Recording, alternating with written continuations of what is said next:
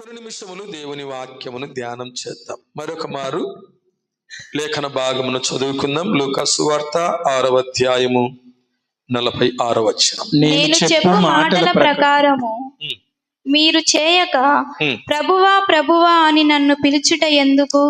దేవుని నామమునకు మహిమ కలుగును గాక. హల్లెలూయా. యేసుక్రీస్తు శ్రేష్టమైన ఉన్నతమైన నామములో అందరికి వందనాలు. అందరికి వందనాలు. మంచిది, దేవుని వాక్యమును ధ్యానం చేసుకుందాం. మన పని దేవుని పని. అంశం ఏమిటి? మన పని దేవుని పని. గమనించండి, ప్రార్థించే ప్రతి వారి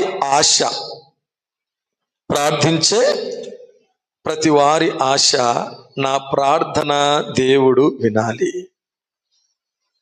నా ప్రార్థనకు దేవుడు జవాబు ఇవ్వాలి, నాకు సహాయము చేయాలి, నేను అడిగినది, నేను ఆశించినది దేవుడు నాకు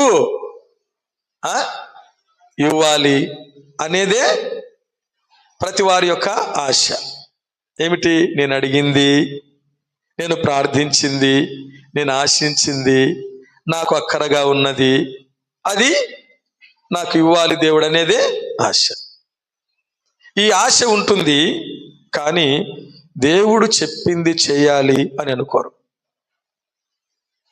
ఏమిటి? దేవుడు చెప్పింది చేయాలి అని అనుకోరు. దేవుడు కూడా ఏమనుకుంటున్నాడంట? నా పిల్లలు అడిగింది అంతా నేను చేయాలనుకుంటున్నాడంట. అయితే నేను చెప్పింది నువ్వు చేస్తే నువ్వు అడిగింది నేను ఇస్తా. దేవుని నామమున స్తుతి కలుగును గాక. నేను చెప్పింది నువ్వు చేస్తే నువ్వు అడిగింది నేను ఇస్తా. చెప్పింది చేయుట. కీర్తనల గ్రంథము 40వ కీర్తన 6వ వచనంలో ఒక చక్కటి మాట అక్కడ ఉంటుంది. చూడండి, కీర్తనలు 40వ కీర్తన 6వ వచనం. బలులనైనను నైవేద్యములనైనను నీవు కోరుటలేదు, నీవు నాకు చెవులు నిర్మించి ఉన్నావు. దేవుని నామమున స్తుతి కలుగును గాక. ఏమిటిక్కడ భక్తుడు ఈ బలికి చెవికి ఏంటి లింక్? ఏంటి అసలు?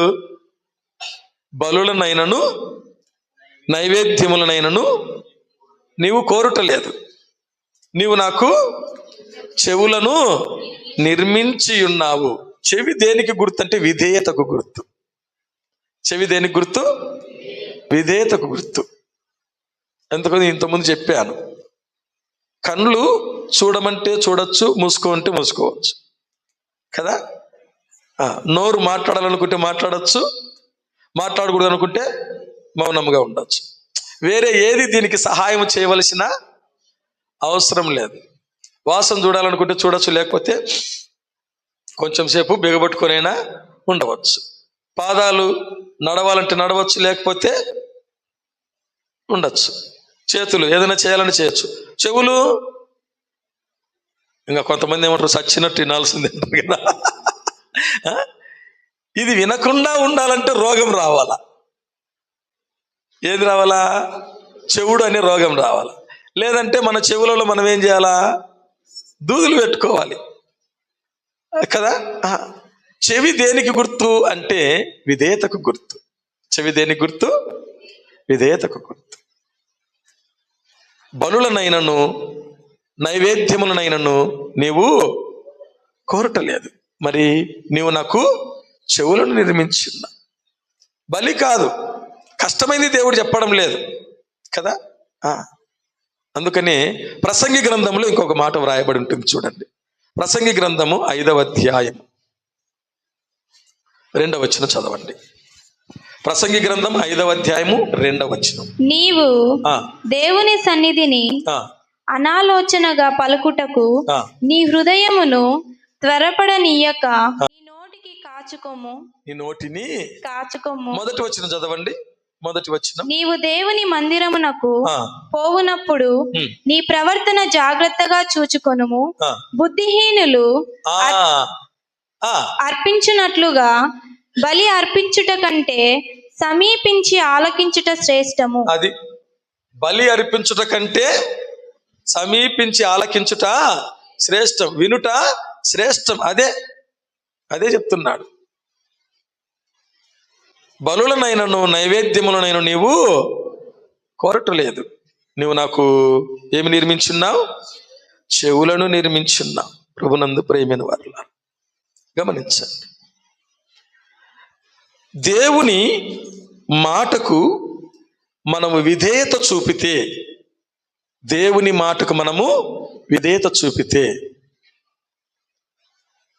మనము అడిగినది ఏది కూడా దేవుడు ఇవ్వకుండా ఉండడు. మనం అడిగినది ఏది కూడా దేవుడు ఇవ్వకుండా ఉండడు.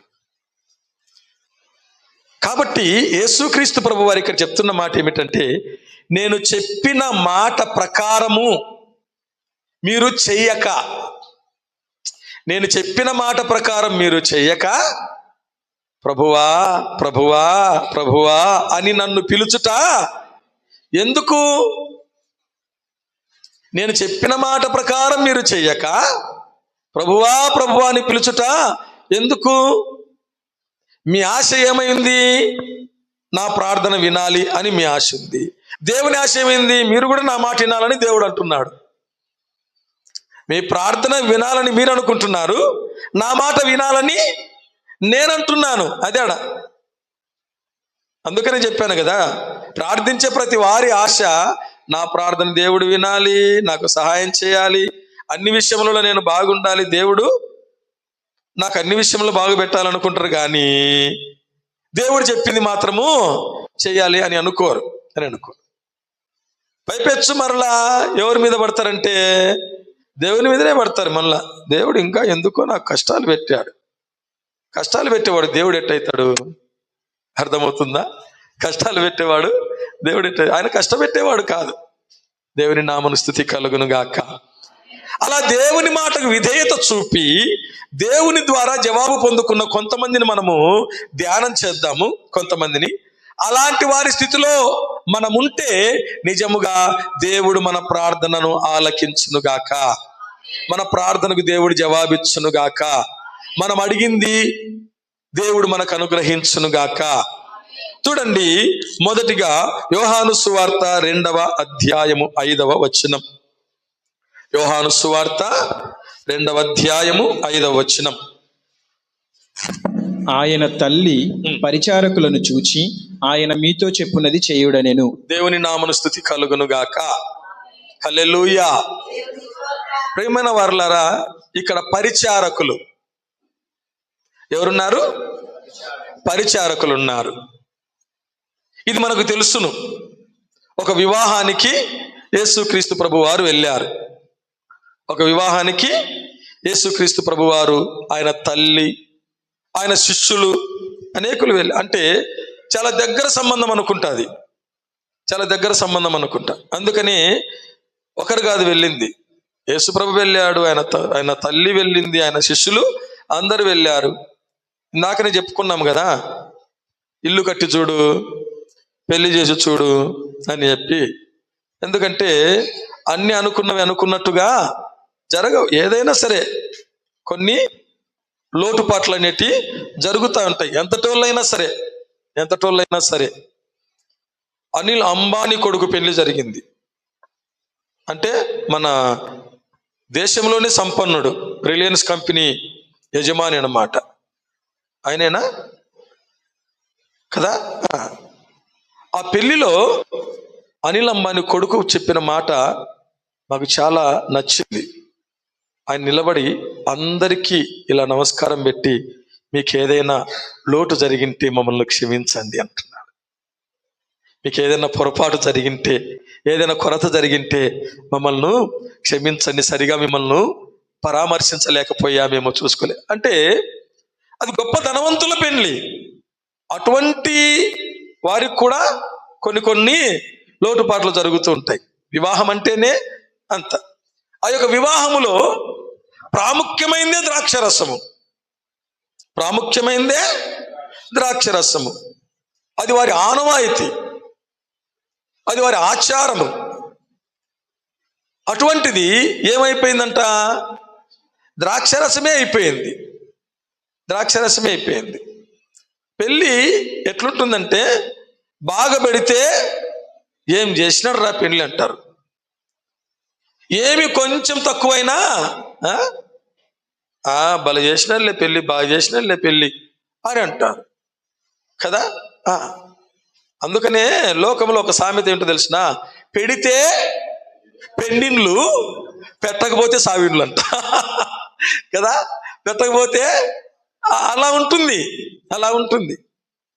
అందుకనే పెళ్లిలో ప్రాముఖ్యమైనది భోజనాలే.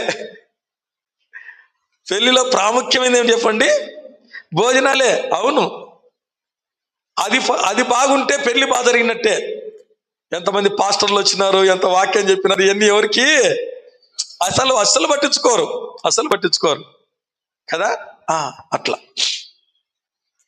గమనించండి. అటువంటి సమయంలో యేసు తల్లి యేసుక్రీస్తు ప్రభు దగ్గరకు వచ్చి అన్నది ఏమని? ద్రాక్షరసం అయిపోయింది అని అంటే, అమ్మా నాతో నీకేం పని, నా సమయం ఇంకా రాలేదు అన్నాడు.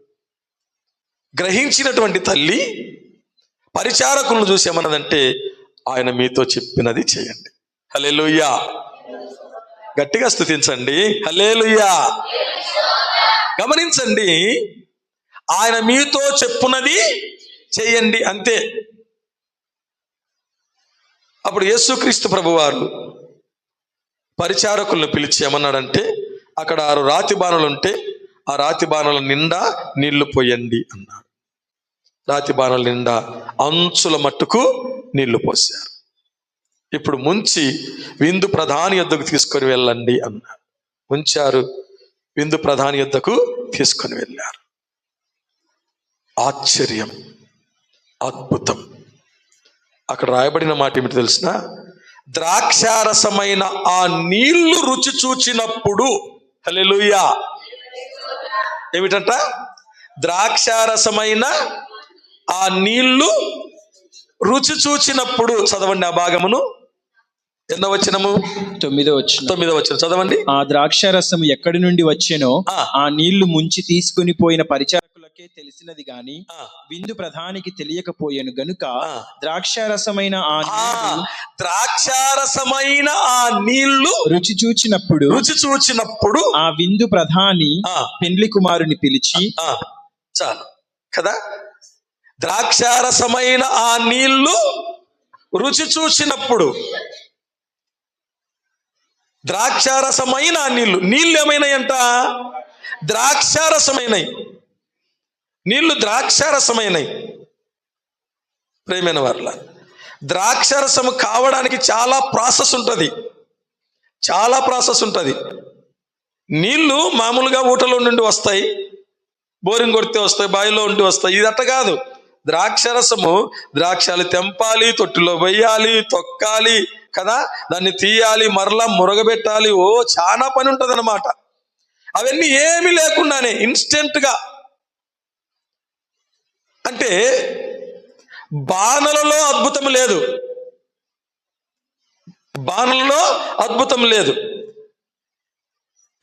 ఎక్కడ జరిగింది ఆశ్చర్యము, అద్భుతము అంటే విధేయతలో.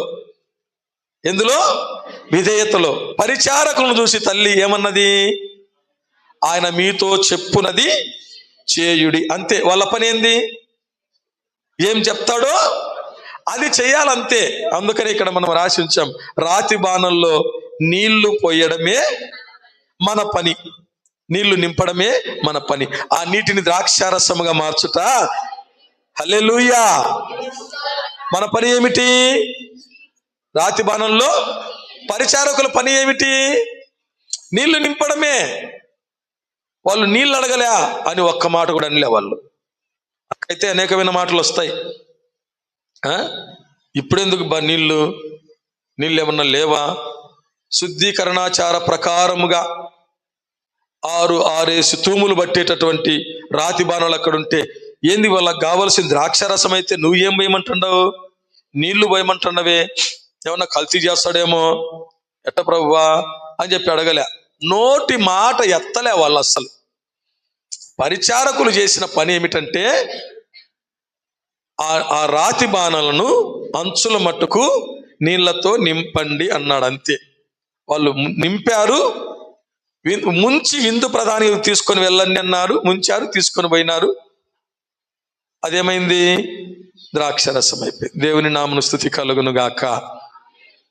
విధేయత అంటే అర్థం ఏమిటో తెలుసునా? చెప్పింది చేయడం అంటే అర్థం ఏమిటో తెలుసునా? ఎదురు మాట చెప్పకపోవడం. ఏమిటి చెప్పండి? ఎదురు మాట. ఇంకా ఏ మాట? దాన్నే విధేయత అంటారు. దేవుని నామమున స్తుతి కలుగును గాక. దాన్ని ఏమంటారు? విధేయత అంటారు, లోబడుట అంటారు, అంతే. ఇంకా వేరేదేం లేదు, వేరేదేం లేదు.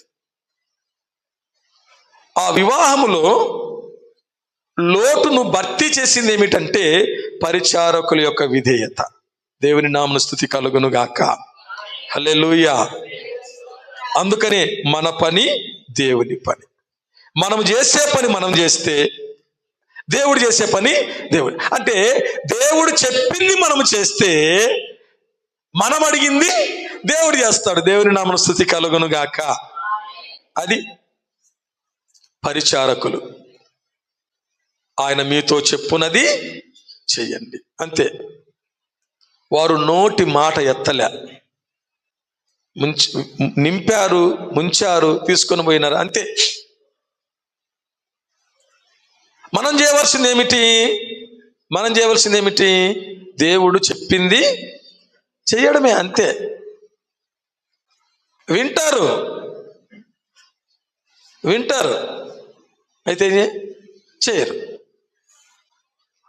అందుకని మీరు వినువారు మాత్రమై ఉంటే మిమ్మును మీరే మోసపుచ్చుకుంటారు, అంతే. వినువారు మాత్రమై ఉంటే మిమ్మును మీరే ఏం చేస్తారు? మోసపుచ్చుకుంటారు.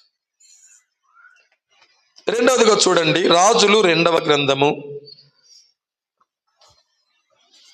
3వ అధ్యాయం 16వ వచనం. రాజులు 2వ గ్రంథము 3వ అధ్యాయం 16వ వచనం. యెహోవా సెలవిచ్చినదేమనగా, ఈ లోయలో చాలా గోతులను త్రవ్వించుడి. చాలు. దేవుని నామమున స్తుతి కలుగును గాక. ఎలీషా ఇక్కడ ఒక మాట చెప్తున్నాడు, ఈ లోయలో చాలా గోతులను త్రవ్వించుడి. దేంటి? కోతులు కాదు, గోతులు అంటే గుంటలు తవ్వండి. మన భాషలో గుంటలన్నీ కూడా తెలియదు. ఏంటి? గుంతలు. ఏం తవ్వాలా? గుంతలు తీయండి, గుంటలు త్రవ్వండి, చాలా గుంటలు త్రవ్వండి. ఎలీషా అంటున్నాడు. ఎవరితో? 3 రాజులు వచ్చారు అక్కడ. ఇశ్రాయేలు రాజు, యూదా రాజు, ఎదోము రాజు. 9వ వచనం చదవండి. 9వ వచనం, రాజులు 2వ గ్రంథం 3వ అధ్యాయం 9వ వచనం. ఇశ్రాయేలు రాజును, యూదా రాజును, ఎదోము రాజును బయలుదేరి 7 దినములు చుట్టూ తిరిగిన తరువాత. చాలు. ఎవరెవరంట వీళ్ళు? ఇశ్రాయేలు రాజు, యూదా రాజు, ఎదోము రాజు, 3 రాజులు యుద్ధానికి వచ్చారు. ఎక్కడికి వచ్చారు? యుద్ధానికి వచ్చారు. ఎవరి మీదకి? మోయాబీయుల మీదకి వచ్చారు. ఎవరి మీదకి? మోయాబీయుల మీదకి వచ్చారు. వాళ్ళకి తాగడానికి నీళ్లు లేవంట.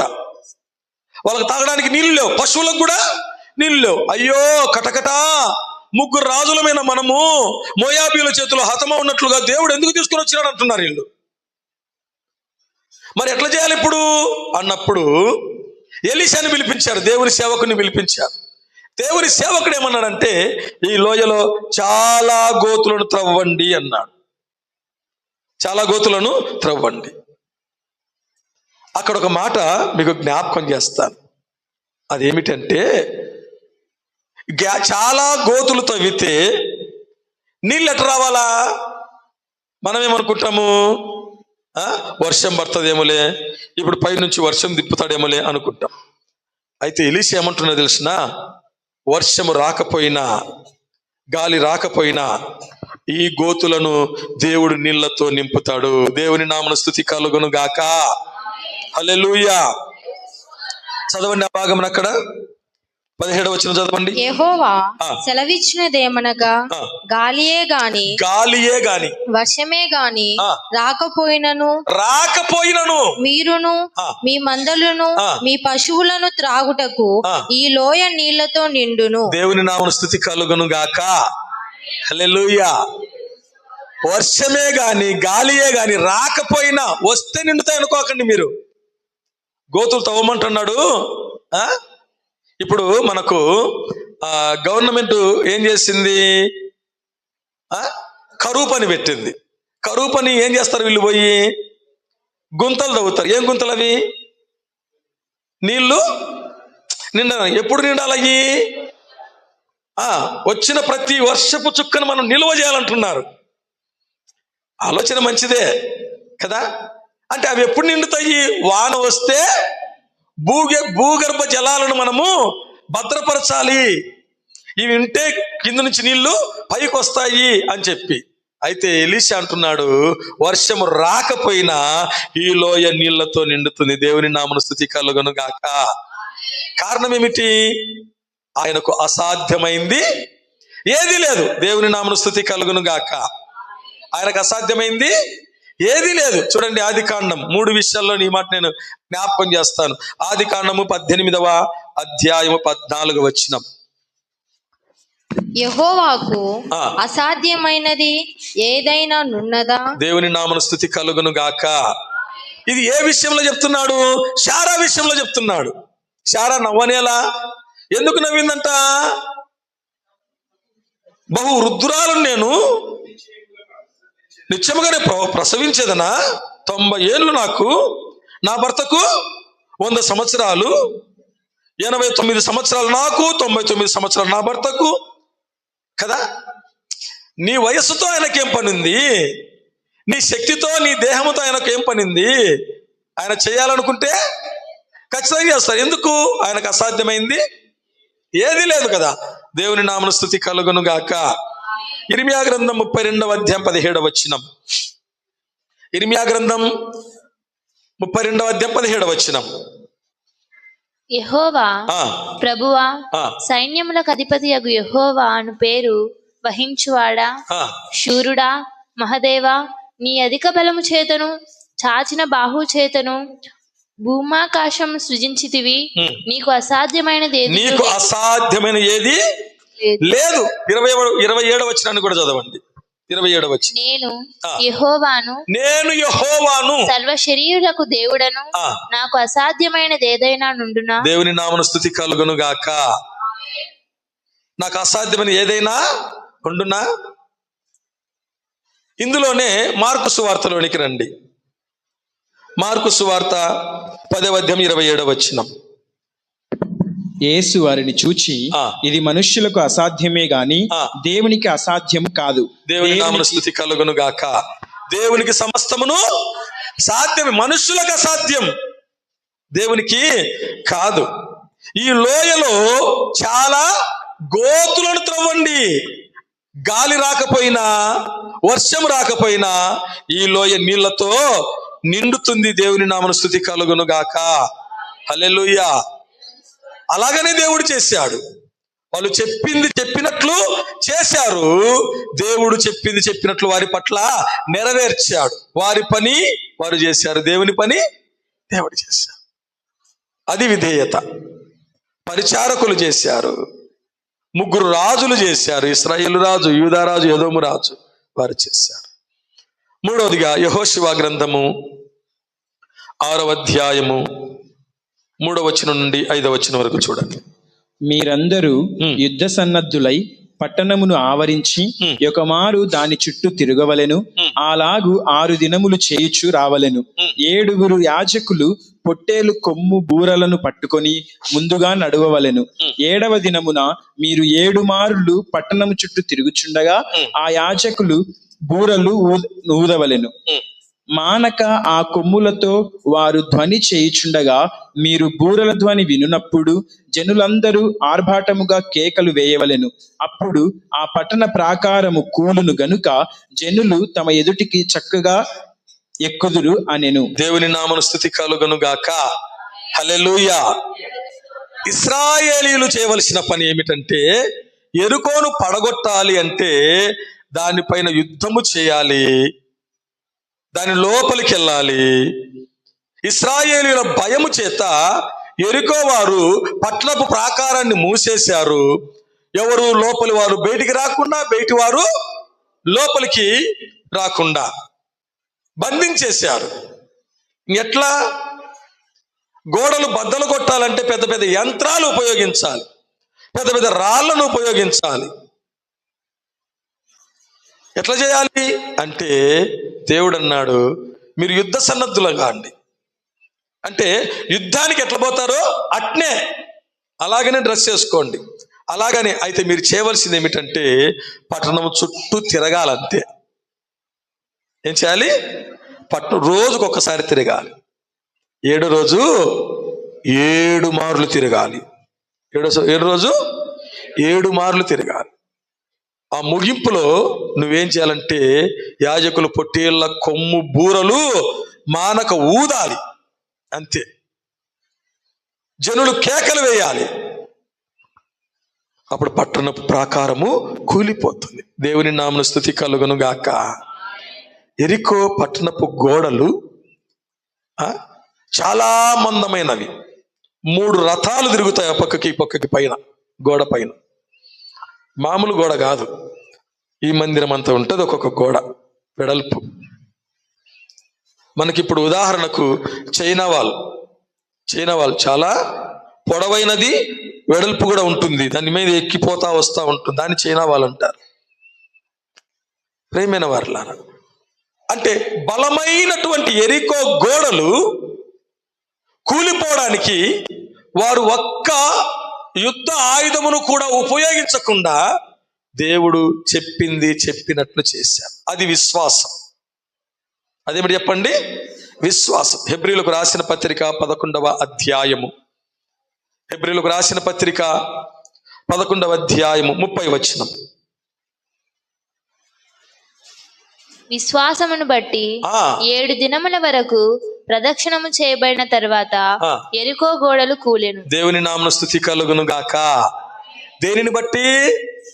విశ్వాసమును బట్టి. విశ్వాసం అంటే నువ్వు చెప్పింది చెప్పినట్లు చేయడమే విశ్వాసం, అంతే. విశ్వాసము అంటే ఎదురు మాట చెప్పడం కాదు. అబ్రాహాము విశ్వాసులకు తండ్రి ఎట్టయినాడు? ఎదురు మాట మాట్లాడలే. నీ పట్టణాన్ని విడిచిపెట్టు, చిత్తం. నీ బంధువులను విడిచిపెట్టు, చిత్తం. ఇక్కడి నుంచి అక్కడికి పో, చిత్తం కదా. నీ కొడుకుని తీసుకొచ్చి బలి ఇవ్వు, చిత్తం. ఇంతే. విశ్వాసం అనేది దేవుడు చెప్పింది చెప్పినట్లు చేసేటట్లు చేస్తుంది విశ్వాసం. విశ్వాసమును బట్టి 7 మార్లు వాళ్ళు ప్రదక్షిణం చేసిన తర్వాత యెరికో గోడలు ఏమైనంట? కూలిపోయినాయి. ఈనాడు నీ విశ్వాసమును బట్టి బలమైనటువంటి నీ అనారోగ్యమైన గోడ కూలిపోవును గాక. నీ విశ్వాసమును బట్టి యెరికో గోడ లాంటి బలమైనటువంటి నీ అప్పు సమస్య కూలిపోవును గాక. నీకున్నటువంటి కుటుంబ సమస్యలు యెరికో గోడల్లాగా ఉంటే కూలిపోవును గాక. దేన్ని బట్టి? విశ్వాసమును బట్టి. ఆయన చెప్పింది చెప్పినట్లు చేస్తే, అంతే. చేస్తే. ప్రభునందు ప్రియమైన వారలారా, పరిచారకులు చెప్పింది చెప్పినట్లు చేశారు. 3 రాజులు చెప్పింది చెప్పినట్లు చేశారు. ఇశ్రాయేలీయులు చెప్పింది చెప్పినట్లు చేశారు. ఎదురు మాట పలకలే. 4వదిగా చూడండి, పరిశుద్ధ గ్రంథం నుండి రాజులు 2వ గ్రంథము 5వ అధ్యాయం 14వ వచనం. రాజులు 2వ గ్రంథము 5వ అధ్యాయం 14వ వచనం. అతడు పోయి దైవజనుడు చెప్పినట్లు, ఈ మాట జ్ఞాపకం చేసుకోవాలి, దైవజనుడు చెప్పినట్లు యోర్దాను నదిలో 7 మారులు మునుగగా అతని దేహము పసిపిల్ల దేహము వలనైన అతడు శుద్ధుడాయెను. దేవుని నామమున స్తుతి కలుగును గాక. పసిపిల్ల దేహము వలె నై అతడు శుద్ధుడైనాడు. దేన్ని బట్టి? యోర్దాను నదిలో స్వస్థత లేదు. యోర్దాను నదిలో స్వస్థత లేదు. లేకపోతే ఇశ్రాయేలు దేశంలో రోగాలే ఉండవు అసలు. యోర్దాను నదిలో స్వస్థత ఉంటే ఇశ్రాయేలు దేశంలో ఏముండదు? రోగమే ఉండదు. ఎందుకు? ప్రతి ఒక్కరు పోయి ఆ నదిలో 7 మార్లు మునుగుతారు, లేస్తారు. రోగమే ఉండదు అసలు. నదిలో స్వస్థత లేదు, విధేయతలో ఉంది. అతడు పోయి దైవజనుడు చెప్పినట్లు అనే మాట మనం జ్ఞాపకం చేసుకోవాలి. చెప్పినట్లు ఎన్నిసార్లు మునగమన్నాడు? 7 మార్లు మునగమన్నాడు. 7 మార్లు. ఒకటి తక్కువైతే ఏముంది బా? ఏమిటి చెప్పండి? 7 మార్లేనా? 6 సార్లు మునిగితే రొంతన పోవాలి కదా అనుకోరా? అదే అవిశ్వాసం, ఎదురు మాట చెప్పడం. కొంతమంది ఎట్లుంటారంటే, ఒక సహోదరి ఏమన్నదంటే, 10 మంది కన్యకలు పెళ్లి కుమారుని ఎదుర్కోవడానికి పోయినారు కదా, 5 మంది దగ్గర నూనె ఉంది, 5 మంది దగ్గర నూనె లేదు. వీళ్ళు ఏమన్నారు? మాకు కొంచెం ఇయ్యండి అని అడిగినారు కదా, వాళ్ళు ఇయ్యలేదు. ఏమేమంటుంది తెలిసిన? ఎవరైతే ఇచ్చింటే ఏం పోతుంది బా వీళ్ళదంటుంది. ఏమంటుంది? వీళ్ళు కొంచెం ఇచ్చింటే ఏం పోతుంది, ఆయన తలుపు చూసింటే ఏం పోతుంది అని అంటుంది. చూడండి యేసుప్రభునే. తర్వాత వచ్చి అయ్యా అయ్యా అయ్యా తలుపు తడతా అంటే, నేను మిమ్మల్ని ఎరుగనే పోండి అన్నండి. వీళ్ళ నూనెలో రోంత ఇచ్చింటే వీళ్ళదేం పోతుంది, ఆయన తలుపు తీసింటే ఏం పోతుంది, ఇదేనా అంటుంది. చాలా విషయాలు మర్మాలు అందులో దాగి ఉన్నాయి. చాలా మర్మాలు అందులో దాగి ఉన్నాయి. నూనె దేనికి గుర్తు అంటే విశ్వాసానికి గుర్తు. నూనె దేనికి గుర్తు? విశ్వాసానికి గుర్తు. విశ్వాసం ఎలా వస్తుందంటే వినుట ద్వారా వస్తుంది. విశ్వాసం ఎలా వస్తుంది? వినుట వలన విశ్వాసము కలుగును. మీరు వెళ్ళి అమ్మవారి దగ్గరికి వెళ్ళి కొనుక్కోపోండి. అమ్మే వాళ్ళు ఎవరు ఉంటారంటే సేవకులు ఉంటారు, అంటే ఇచ్చేవాళ్ళు. అప్పుడు అడిగి రావాలా, వాక్యం వినాలా, అప్పుడు విశ్వాసం రావాలా, ఇప్పుడు పరిగెత్తుకుంటే మళ్ళా పోవాలా. ఏదైనా కూడా ఒక క్రమమైన పద్ధతి ఉంటుంది. అదనమాట. అందుకనే ఈ నయమాను ముందు కోపంగా వెళ్ళిపోయినాడంట. ఏమో నేను పోతే ఆ దైవజనుడు నా దగ్గరకు వచ్చి రోగముగా ఉన్న చోటల్లో చేయి పెట్టి ఇట్లా నా రోగాన్ని బాగు చేస్తాడు అనుకున్నా. యోర్దాను నదికి వెళ్ళి మునిగిపో అంటాడే. మా దేశంలో నదులు లేవా? మంచి నదులు లేవా? నదిలో మునుగు శుద్ధుడు కాలేనా నేను మా దేశంలో? ప్రేమైన వర్ల. అప్పుడు ఒక ఆయన అన్నాడు, ఆయన ఏదన్నా ఒక గొప్ప పని చేయమంటే నువ్వు చేస్తావు కదా, మునుగు శుద్ధుడు గమ్మన్నాడు. అది గోమాట జ్ఞాపకం చేస్తా మీకు. లూకాసు వార్తలోనికి రండి. పరిశుద్ధ గ్రంథము నుండి లూకాసు వార్త 4వ అధ్యాయం 27వ వచనం. 4వ అధ్యాయం 27వ వచనం. మరియు ప్రవక్త అయిన ఎలీషా కాలమందు ఇశ్రాయేలులో అనేక కుష్ఠరోగులుండునను సిరియా దేశస్థుడైన నయమాను తప్ప మరి ఎవడునూ శుద్ధి నొందలేదని నేను మీతో నిశ్చయముగా చెప్పుచున్నాను. దేవుని నామమున స్తుతి కలుగును గాక. ఇశ్రాయేలులో అనేక మంది కుష్ఠరోగులున్నను. అప్పటికే ఇశ్రాయేలు దేశంలో అనేక మంది ఎవరున్నారంట? కుష్ఠరోగులున్నారు. మరి ఎవరు శుద్ధి నొందినట్లుగా లేదు. ఎవరు శుద్ధి నొందాడంట? సిరియా దేశస్తుడు, అంటే అన్యుడైనటువంటి ఈ యొక్క నయమాను మాత్రమే శుద్ధి నొందాడు. ఎందుకు అన్యుడైన నయమాను శుద్ధి నొందాడు? ఎందుకు రోగం నుండి విడిపింపబడ్డాడు అంటే అతడు విధేయత చూపాడు. దేవుని నామమున స్తుతి కలుగును గాక. ఈ యొక్క నయమాను ఇంట్లో ఇశ్రాయేలు దేశంలో నుండి బంధింపబడి వెళ్ళినటువంటి ఒక చిన్నది ఉంది, పనిచేసే చిన్నది. ఈ చిన్నది ఏమన్నది? షోమ్రోనులో ఒక ప్రవక్త ఉన్నాడు. ఆ ప్రవక్త యొద్దకు నా యజమానుడు వెళ్తే రోగం పోతుంది అన్నప్పుడు ఆ పిల్ల మాట విన్నాడు. ఆ చిన్న పిల్ల మాట విన్నాడు. విని ఎక్కడికి వెళ్ళాడు? షోమ్రోన్కి వెళ్ళాడు, ఎలీషా దగ్గరికి వెళ్ళాడు. జాగ్రత్త వినండి.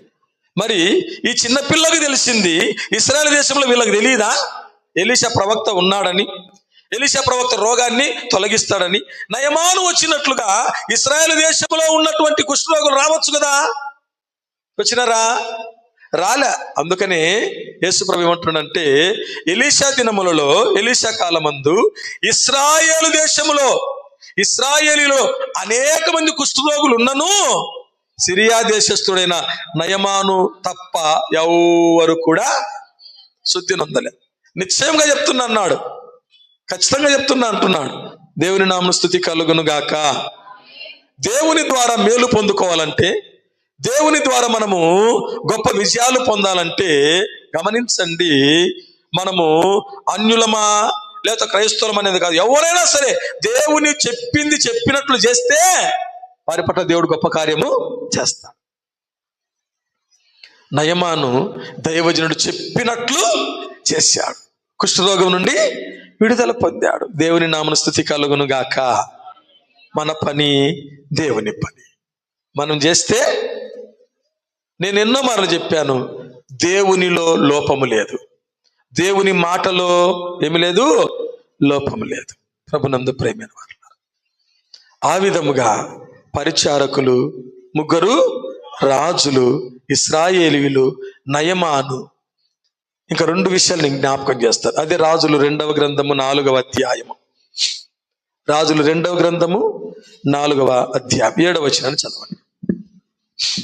ఆమె దైవజనుడైన అతని యొద్దకు వచ్చి సంగతి తెలియచెప్పగా, అతడు, నీవు పోయి ఆ నూనెను అమ్మి నీ అప్పు తీర్చి మిగిలిన దానితో నీవును నీ పిల్లలను బ్రతుకుడని ఆమెతో చెప్పాను. దేవుని నామమున స్తుతి కలుగును గాక.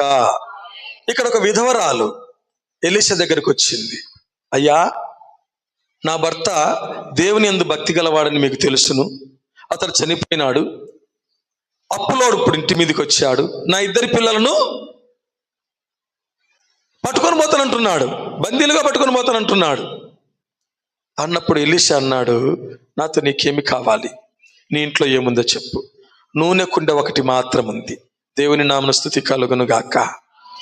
అయితే నువ్వు ఏం చేస్తావంటే, నీవు నీ కుమారులు దొరకగలిగినన్ని ఒట్టి పాత్రలు, ఎరువు తెచ్చుకోండి. ఎరువు అంటే, అరువు అంటే బదులు తెచ్చుకోండి, అప్పు తెచ్చుకోండి.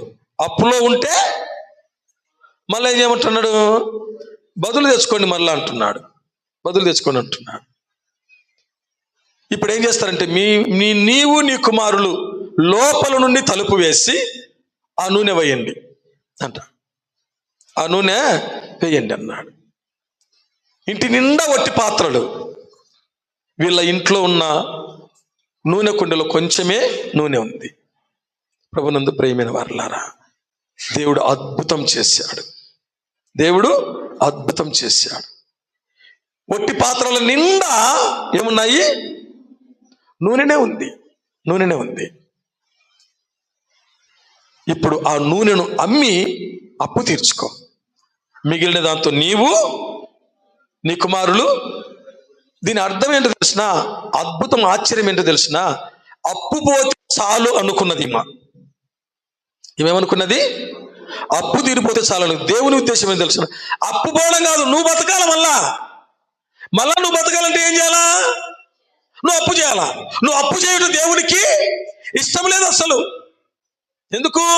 దేవుని నమ్మిన వారు అప్పు ఇవ్వాలనే కానీ అప్పు చేయకూడదు, అప్పు ఇవ్వాలనే కానీ అప్పు చేయకూడదు. ఇది దేవుని ఉద్దేశం, అది దేవుని ఆశ. అది ఇప్పుడు నువ్వేం చేస్తావంటే, ఆ నూనెను అమ్మి నీ అప్పు తీర్చేసి మిగిలిన దాంతో నీవు నీ కుమారులు బ్రతుకుడు. అడుగు వాటికంటే, ఊహించు వాటికంటే అత్యధికముగా. ఇక్కడ ఒక సత్యం చెప్తాను. నేను అప్పులలో ఉన్నాను అనుకుందాం. నేను అప్పులలో ఉన్నానని అందరికీ తెలుసు. నేను వెళ్ళి ఎవరినైనా ఏదన్నా అడిగితే ఇస్తారా? మళ్ళా ఎవరు? నేను అడిగితే ఎవరిస్తారు? నా అంతరంగంలో ఉన్నటువంటి ఆలోచన. నేను అడిగితే ఎందుకు ఇవ్వరు? ఆల్రెడీ నేను ఎట్లున్నా, అప్పులలో చితికిపోయి ఉంటే. గమనించండి, పాత్ర పగిలిపోతే తెచ్చిచ్చే స్థితి లేదు మళ్ళా. అప్పుడన్నీ ఏ పాత్రలు? మట్టి పాత్రలే కదా.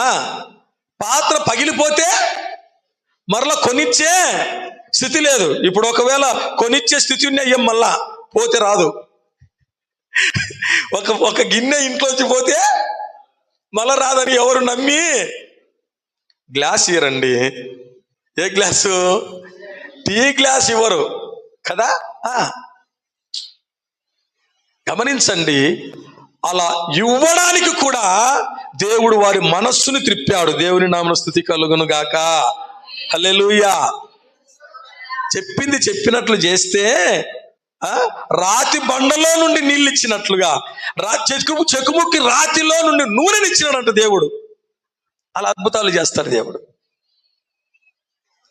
నువ్వు అప్పు తీర్చుకోవడమే కాదమ్మా, మళ్ళా నువ్వు బతకాలంటే ఏం చేయాలా?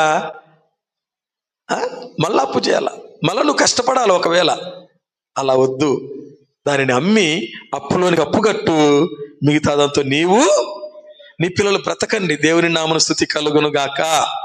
హల్లెలూయా. ఇది విధేయత. చెప్పింది చెప్పినట్లు చేయుట. మన పని మనం చేస్తే దేవుడు చేసే పని దేవుడు చేస్తాడు. చివరిగా లూకాసు సువార్త 5వ అధ్యాయము. లూకాసు సువార్త 5వ అధ్యాయము 5వ వచనం. సీమోను, ఏలినవాడా, రాత్రి అంతయు మేము ప్రయాసపడితిమి గాని మాకేమీయూ దొరకలేదు. అయినను నీ మాట చొప్పున వలలు వేతునని ఆయనతో చెప్పెను. హిమా కలుగును గాక. హల్లెలూయా. ఇది మనకు తెలిసినటువంటి వాక్యమే, అన్ని తెలిసిన వాక్యమేలేండి, అన్ని కూడా కదా. ఎన్నోసార్లు మనం వింటూ ఉంటాం. అయితే తెలిసిన వాళ్ళే ఎక్కడ కాలేస్తారంట? పప్పులో వేస్తారో, తప్పులో వేస్తారో, పచ్చళ్ళలో వేస్తారో, చట్నీలో వేస్తారో కానీ కాలు కదా. గమనించండి, ఇక్కడ మనకు కావలసిన మాట ఏమిటంటే, అయినను నీ మాట చొప్పున వలలు వేస్తా. దేవుని నామమున స్తుతి కలుగును గాక. హల్లెలూయా. గమనించండి ప్రభునందు ప్రియమైన వారులారా, రాత్రంతా ప్రయాసపడ్డారే, వారు వలలు లాగారే. వల ఎంతుంటో తెలుసునా? ఆ పక్క ఇటు నేను పెన్నపేరులో చూశాను వల లాగడం. పెన్నపేరు అనే గ్రామంలో జాలర్లు వచ్చినప్పుడు ఆ పెద్ద పెద్ద మోకులు ఉంటాయి. ఆ మోకులను ఒక్కొక్క వలకు 4-5 మోకులు ఉంటాయి అన్నమాట. 4-5 మోకులలో ఒక్కొక్క మోకును 4-5 కట్టుకుంటారు. ఇట్లా కట్టుకొని చిన్నగా లాగుతుంటారు. మొత్తం ఉంటే కుడి పక్కనేంది, ఎడం పక్కనేంది, మొత్తం కవర్ చేసింది కదా అది. అప్పుడు లేని చేపలు ఎప్పుడు వచ్చినాయి తెలిసినా? యేసు ప్రభు మాటను బట్టి. దేవుని నామమున స్తుతి కలుగును గాక. హల్లెలూయా. ఇక్కడ పేతురు ఏమన్నాడంటే, ఏలినవాడా, రాత్రంతా మేము ప్రయాసపడితిమి గాని ఒక్కటైనా దొరకలేదు. అయినను నీ మాట చొప్పున వలలు వేస్తాం, అంతే. అంత మునుపు నా వృత్తి మీద మేము ఆధారపడినాం, మా అనుభవం మీద మేము ఆధారపడినాం. ఇప్పుడు నీ మాట మీద ఆధారపడుతున్నాం, అంతే. నువ్వేమన్నావు వేస్తా. ఇదే అనుభవము యేసు ప్రభు తిరిగి లేచిన తర్వాత వచ్చిందనమాట. పిల్లలారా, భోజనం మీద ఏమన్నా ఉన్నదా అంటే ఏమీ లేదన్నారు. అయితే కుడి ప్రక్కనవే అన్నారు. ఇంతమంది ఏమన్నారు? లోతునకు నడిపించి చేపల వేటకు వలలు వేయండి అన్నాడు. యోహాను సువార్త 21వ అధ్యాయంలోకి వచ్చే లోపల ఏమంటున్నాడంటే, దోని కుడి ప్రక్కన వల వేయండి, చేపలు పడతాయి అంటున్నాడు. అంటే దాని అర్థం ఏమిటి? అంతకుముందు అట్లా చెప్పినావు, ఇప్పుడు ఎందుకు చెప్తున్నావు అనేది కాదు. నువ్వు లోతును నడిపించి వేయమంటే లోతును వేయాలా, కుడి ప్రక్కన వేయంటే కుడి పక్కన వేయాలా, ఎడం పక్కన వేయమంటే అంతేగాని ఏంది ప్రభువా అప్పుడు లోతును నడిపింపమన్నావు కదా, ఇప్పుడు కూడా లోతును నడిపించమనేది కాదు.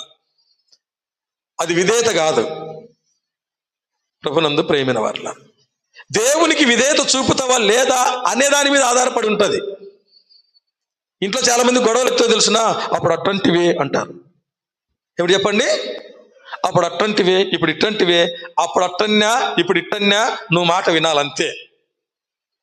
అప్పుడు ఎట్టన్నా సరే, అప్పుడు చెప్పింది నేనే, ఇప్పుడు చెప్పింది నేను, అప్పుడు చెప్పింది దేవుడే, ఇప్పుడు చెప్పింది నువ్వు వినాలంతే. విధేయత. ప్రభునందు ప్రియమైన వారలారా, ఒక దోణి తీసుకుని వెళ్ళారు, 2 దోణెలు మునుగు మట్టుకు తీసుకొని వచ్చారు. దేవుని మాట వింటే 2 ఆశీర్వాదమే కానీ నీకు తక్కువలో ఉండదు, మనం అనుకున్నట్టు ఉండదు. దేవుని నామమున స్తుతి కలుగును గాక. హల్లెలూయా. ప్రియమైన వారలారా, కాబట్టి గమనించండి, నేను చెప్పు మాటల ప్రకారము చేయక ప్రభువా ప్రభువా అని నన్ను పిలుచుట ఎందుకు? దీని అర్థం ఏంటి? దీని అర్థం ఏంటో తెలిసిన? పిలుసాకు మాట్లాడాకు నాతో. పిలుసొద్దంటే మళ్ళా పిలుస్తావే. పిలుచాను నేనంటే, నువ్వు పిలుసొద్దని చెప్పినా నేను. ఎందుకు పిలుచాను అంటే, నువ్వు చెప్పింది విన్నావా? నేను చెప్పింది నువ్వు విన్నావా? ప్రభునందు ప్రియమైన వారలారా, ఇప్పుడు మనం వినిన వారందరూ కూడా దేవుని మాటకు విధేయత చూపారు. దేవుడు చెప్పింది చెప్పినట్లు చేశారు. కాబట్టి వారి జీవితంలో అద్భుతములు చూశారు. దేవుని నామమున స్తుతి కలుగును గాక. చివరికి ఒక వచనం, యోహాను రాసిన మొదటి పత్రిక 3వ అధ్యాయం 22వ వచనం. మరియు మనం ఆయన ఆజ్ఞలను గైకొనుచు ఆయన దృష్టికి ఇష్టమైనవి చేయుచున్నాము గనుక మనమేమి అడిగినను అది ఆయన వలన మనకు దొరుకును. దేవుని నామమున స్తుతి కలుగును గాక. హల్లెలూయా. మనమేమి అడిగినను ఆయన వలన మనకు దొరుకును. ఈ యొక్క ఉదయకాల సమయంలో దేవుడు మీతో మాట్లాడుతున్నాడు. మీరు ఏమి అడిగినను దేవుని వలన మీకు దొరుకును గాక. ఏ అవసరతలో ఉన్నను అవసరతను దేవుడు మీకు తీర్చును గాక. ఏ రోగమున్నను ఆ రోగము దేవుని వలన మీకు నయమైపోవును గాక. మీరు దేవుని ఆజ్ఞకు లోబడుదురు గాక. ఏ చిన్నగా అంటున్నారే, ఇది ఈ మాట చిన్నగా అంటున్నారే.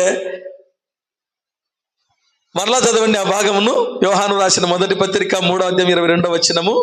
మరియు మనం ఆయన ఆజ్ఞలను గైకొనుచు ఆయన దృష్టికి ఇష్టమైనవి చేయి. ఆయన ఆజ్ఞలను గైకొనుచు అంటే ఆయన చెప్పింది చెప్పినట్లు చేస్తూ ఆయన దృష్టికి ఇష్టమైనవి చేస్తే మనం ఏమడిగినను ఆయన వలన మనకు దొరుకుతుంది.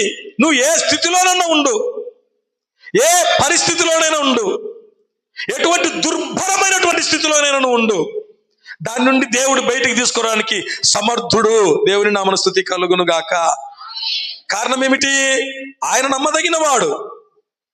నువ్వు చెప్పింది చెప్పినట్లు చేస్తే, ఆయనకు లోబడితే, ఆయనకు విధేయత చూపితే, ప్రభునందు ప్రియమైన వారలారా, నీ జీవితమే మార్పు చెందును గాక. నీ కుటుంబం మార్పు చెందును గాక. నీ ఆర్థిక పరిస్థితి మార్పు చెందును గాక. నీ డ్యూటీలో మార్పు చెందును గాక. నీ ప్రతి పరిస్థితి అనుకూలంగా మార్చబడును గాక. దేవుని వాక్యం విన్నటువంటి మనము ఆ వాక్యానికి విధేయులమవుదాం. ఇంతవరకు విధేయులయ్యారా? దేవుడు మిమ్మల్ని దీవించును గాక. అలా లేదా, ప్రభువా నేను నీ వాక్యాన్ని విన్నాను, ఇదిగో ప్రభువా. పరిచారకులు వాళ్ళ పని రాతి బానులో నీళ్లు నింపడమే. పరిచారకులు ఎదురుమాట చెప్పలేదు. ఇశ్రాయేలు రాజు, యూదా రాజు, ఎదోము రాజు ఎదురుమాట చెప్పలేదు. ఇశ్రాయేలీలు ఎదురుమాట చెప్పలేదు. నయమాను ఎదురుమాట చెప్పలేదు. విధవరా ఎదురుమాట చెప్పలేదు. పేతురు అన్నాడు, నీ మాట చొప్పున వలలు వేస్తా అన్నాడు. అలా నేను వేస్తాను, అలా నేను జీవిస్తాను. నా జీవితంలో అద్భుతం చేయవా? నా జీవితంలో ఆశ్చర్యకార్యం జరిగించవా? నా జీవితాన్ని మార్చవా? నా ఆర్థిక పరిస్థితి మార్చవా? నా రోగ పరిస్థితి మార్చవా? ఇలాగ మనం అడిగినట్లయితే, ఇలాగ మనం నిర్ణయం తీసుకున్నట్లయితే దేవుడు మన మనవి ఆలకించి మనకు జవాబును అనుగ్రహించును గాక. అతి కృప దేవుడు మనకందరికి దయచేయును గాక. దేవుడి వాక్యం మన వినికిల్లో దీవించును గాక.